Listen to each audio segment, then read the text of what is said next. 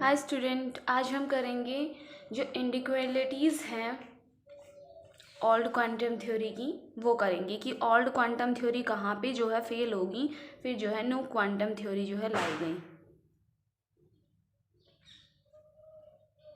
इनइक्वेंसीज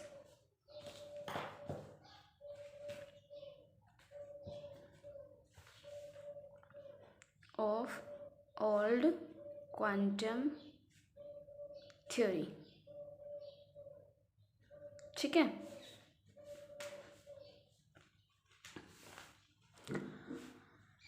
जो old quantum हमें पता है कि जो प्लैंक्स की हाइपोथेसिस थी ब्लैक बॉडी रेडिएशन से और उनसे निपटने के लिए, प्लैंक्स ने क्या कहा था कि जो है लाइट जो चलेगी वो फोटोन की टर्म में चलेगी।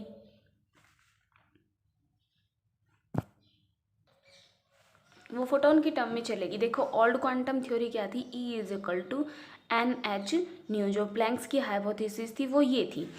मैंने आपको शुरू में ही बताया था old and new quantum. New quantum में मैंने बताया था कि स्क्रूडिंजर इक्वेशन, और इसमें जो है प्लैंक्स की हाइपोथेसिस थी वो, और इसमें जो न्यू थी उसमें वीडियो अगर दोबारा से देखोगे तो देखोगे कि हर वेव जो नेचर है वो एसोसिएट होगा। तो ये कहाँ से कॉन्सेप्ट आया था, ये ड्यूल नेचर से आया था।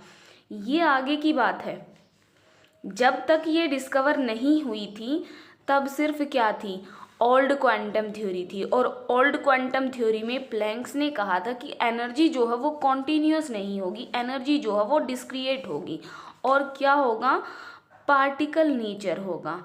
ठीक है, ये उसने कहा कि पार्टिकल नेचर होगा, डिस्क्रिएट होगी। उसको ये नहीं पता कि ड्यूल नेचर भी हो सकता है, उसके बाद आया था ड्यूल नेचर। ठीक है, तो अब तक हमें पता है, जैसे मान जब तक उनको पता था कि E=NH/μ होगी, और इसके थ्रू उन्होंने क्या क्या निकाल दिया, फोटो इलेक्ट्रिक इफेक्ट दे दिया, और क्या दे दिया, कॉम्पटन इफेक्ट दे दिया, ब्लैक बॉडी रेडिएशन था। ये सारे फिनोमिना क्या हो गए, एनर्जी जो है डिस्क्रिएट लेंगे उसकी टर्म से। ये जितने भी फिनोमिना जब आए थे वो क्या कर दिए, पार्टिकल नेचर को भी प्रूफ हो गया, और क्या हो गया, ये तीनों चारों फिनोमिना भी एक्सप्लेन हो गए। तो उन्हें लगा कि भाई ये जो है यही थ्योरी हर एक चीज़ को एक्सप्लेन कर सकती है। लेकिन ये जो क्वांटम आई थी, अब इसको ओल्ड क्वांटम बोलते हैं, और ये फेल हो गई थी। किस पार्ट में फेल हुई थी वो अब हम देख लेते हैं। ठीक है, बोहर क्वांटाइजेशन रूल, बोहर का क्वांटाइजेशन रूल था। बोहर ने क्या कहा था, एक तो जो ऑर्बिट रहेंगी, जैसे ये था, फर्स्ट ये देख लेते हैं कि ये जो ऑर्बिट्स हैं ये स्टेशनरी हैं, केवल इलेक्ट्रॉन ही क्या करेंगे, रेडिएट करेंगे एनर्जी जब वो रोटेट करेंगे। और क्लासिकल कह रही थी कि ये कॉन्टीन्यूअस एनर्जी जो है एमिट करता चलेगा। ये क्लासिकल का कॉन्सेप्ट था, ये बोहर का कॉन्सेप्ट था जो ओल्ड क्वांटम थ्योरी है। तो ये ओल्ड क्वांटम थ्योरी का कॉन्सेप्ट।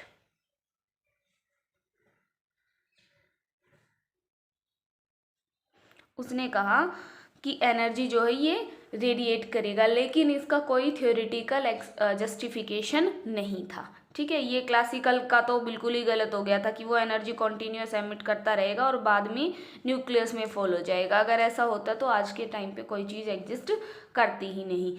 और जो क्वांटाइजेशन रूल था, ये जैसे मतलब एक क्वांटा चलेगा, दो क्वांटा चलेगा, ये कोई थ्योरेटिकल या फिर उसका फिजिकल एक्सप्लेनेशन नहीं था, ये केवल उसकी अजम्पशन थी। उसने कहा कि एक ही क्वांटा ट्रांसफ़र होगा या दो ही ट्रांसफ़र होंगे, लेकिन इसका कोई प्रूफ नहीं दिया। तो फर्स्ट जब हम करेंगे तो क्वांटाइजेशन रूल आर्बिट्रेरी था, इसकी कोई फिजिकल एक्सप्लेनेशन नहीं थी। सेकंड हम लिखेंगे कि जो बोहर का पोस्टुलेट था स्टेशनरी ऑर्बिट्स का, ये ऑर्बिट कैसी मान ली थी उसने, स्टेशनरी मान ली थी। और उसने कहा था कि इलेक्ट्रॉन जो है कोई एनर्जी एमिट नहीं करेगा, एमिट करेगा जब ये एक्सेलरेट होगा, और इसकी उसने कोई प्रूफ नहीं दिया। अब हम बाद में देखते हैं, हम हायर स्टेट से लोअर स्टेट में जाते हैं तो हम देखते हैं एनर्जी जो है एमिट होती है।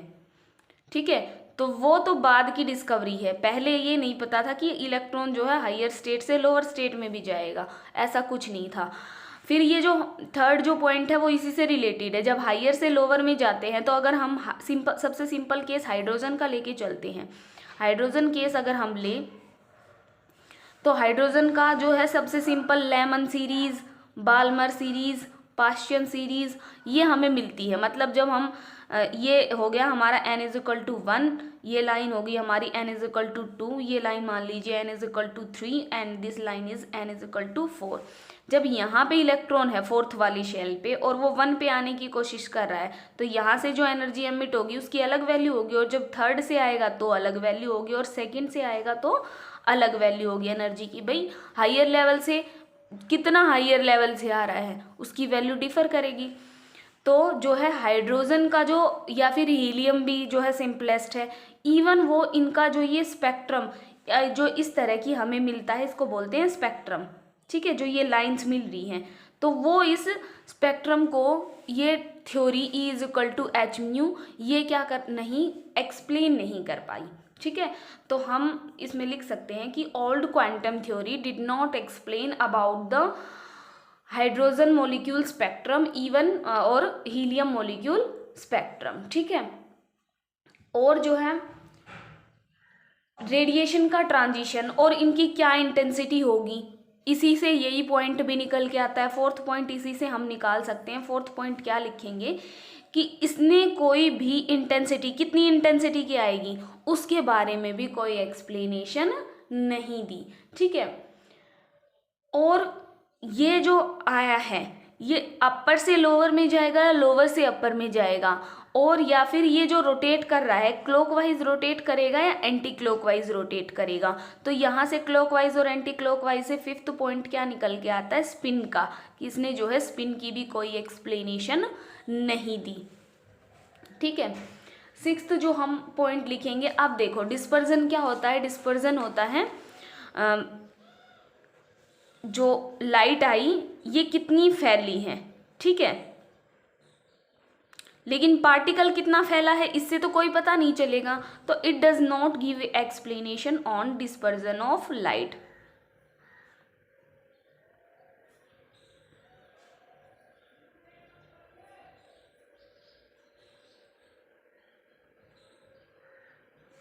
ठीक है, 6 पॉइंट हुए हैं अब तक, एक बार देख लो। फर्स्ट जो है तुम्हें पता होना चाहिए कि ओल्ड क्वांटम थ्योरी क्या है, न्यू क्वांटम थ्योरी क्या है। न्यू क्वांटम थ्योरी में बताया था स्क्रोडिंजर की इक्वेशन लगेंगी, ड्यूल नेचर होगा। ओल्ड क्वांटम थ्योरी क्या थी, ओल्ड में उसने बताया कि E is equal to NH mu होगा। H क्या था, प्लैंक्स कॉन्स्टेंट था। अगर नहीं याद तो ओरिजिन ऑफ क्वांटम की वीडियो एक बार फिर देख लेना, ठीक है। ओरिजिन ऑफ क्वांटम मैकेनिक्स, उसमें ओल्ड और न्यू दोनों बता रखी हैं कि ओल्ड क्या होगी और न्यू क्या होगी, ठीक है।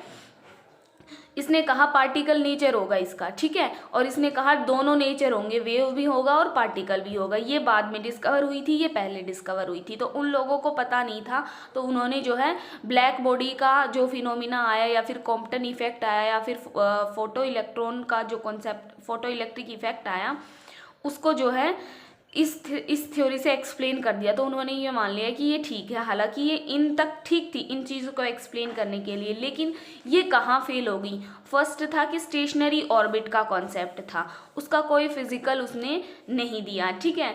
सेकंड था क्वांटाइजेशन रूल की क्वांटा में ही ट्रांसफ़र होगा, इसका भी कोई जो है एक्सप्लेनेशन जस्टिफिकेशन नहीं था उसके पास। थर्ड था कि जैसे हम सिंपल अगर हम हाइड्रोजन का केस लेते हैं तो हाइड्रोजन की या जो एटॉमिक स्पेक्ट्रा हमें मिलेगा इसको ये एक्सप्लेन नहीं कर पाया। फोर्थ पॉइंट हमने क्या निकाला था, इसी से निकाला था कि उनकी इंटेंसिटी क्या होगी, ठीक है, उसके बारे में कोई इन्फॉर्मेशन नहीं मिल पाई। फिफ्थ पॉइंट हमने निकाला कि ये वाला इलेक्ट्रॉन रेडिएट जो मूव करेगा ये क्लॉकवाइज मूव करेगा या एंटी क्लॉकवाइज। तो यहाँ से क्या निकला था, यहाँ से पॉइंट निकला कि इसने कोई एक्सप्लेनेशन नहीं दी स्पिन के बारे में या फिर पॉली एक्सक्लूजन प्रिंसिपल के बारे में, अब कितना इलेक्ट्रॉन फिल होगा, ठीक है। जो सिक्स्थ पॉइंट था वो था कि इसने डिस्पर्जन ऑफ लाइट को एक्सप्लेन नहीं किया, मींस पार्टिकल कहाँ कहाँ, वेव तो डिस्पर्ज होती है लेकिन पार्टिकल जो है इस डिस्पर्जन को कैसे फॉलो करेगा। एंड नेक्स्ट पॉइंट है enharmonic system, it does not explain about enharmonic. देखो हार्मोनिक क्या होता है, अगर मैं सेवन्थ पॉइंट की बात करूं तो ये कह सकते हैं it does not explain enharmonic system. देखो हार्मोनिक क्या होता है, हार्मोनिक को हम लिखते हैं कि H इज इक्वल टू, मतलब harmonic oscillator half M omega square X square, ठीक है। इसका एन हार्मोनिक मीन्स जब हमारा मॉलिक्यूल हार्मोनिक ऑसिलेशन करता है, मीन्स एक डेफिनेट इंटरवल के अलोंग, लेकिन कई बार क्या होता है एक कांस्टेंट टर्म आती है साथ में, डी जो टर्म आती है उसको हम एन हार्मोनिक कांस्टेंट बोलते हैं। ये आपको एटॉमिक में जब आप 6 सेमेस्टर में पढ़ोगे तो अच्छे से समझ आ जाएगा। इस पॉइंट को इस तरह से आप लिख सकते हो, it does not explain anharmonic system. Harmonic system ये हो गया, और इसके साथ डी जो टर्म थी, जो इलेक्ट्रॉन और उनके मतलब स्पिन के कारण जो है एक टर्म और आ जाती है डी से, जिसको रिप्रेजेंट करते हैं, तो ये उसको भी स्पिन से ही आप इसको रिलेट कर सकते हैं, ठीक है। स्पिन से आप इसको याद रख सकते हैं। और जो 8 पॉइंट हम लिखेंगे इसमें, इट डज नॉट एक्सप्लेन कि ये it is out of the preview of the old quantum, means scattering phenomena. जैसे डिस्पर्जन हो गया ना, उसी तरह ये स्कैटरिंग को भी एक्सप्लेन नहीं कर पाया।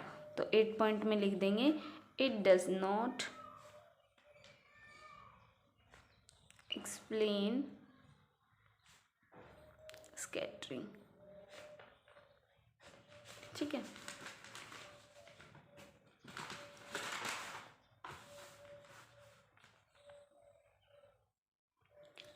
तो ये जो है आपका, इसकी हम जो है ड्रॉबैक्स, हम इसकी किसी की कमियां गिनवाना आसान होता है, तो इसकी कमियां हमने गिनवा ली हैं, ठीक है। कि एनर्जी जो है ये बस बेसिक थिंग है, आपको ओल्ड क्वांटम थ्योरी और न्यू क्वांटम थ्योरी में डिफरेंस पता होना चाहिए। देन 3-4 पॉइंट तो आप एक ही पॉइंट से निकाल सकते हो। ये आपके 8 पॉइंट्स है जो आप 2 या 3 मार्क्स में ये आती है मैक्सिमम, कि क्या इसकी ड्रॉबैक्स थी या इनइक्वालिटीज़ क्या थी इसकी ओल्ड क्वांटम थ्योरी की, ठीक है। तो इसको एक्सप्लेन कर देना, इसको बता देना।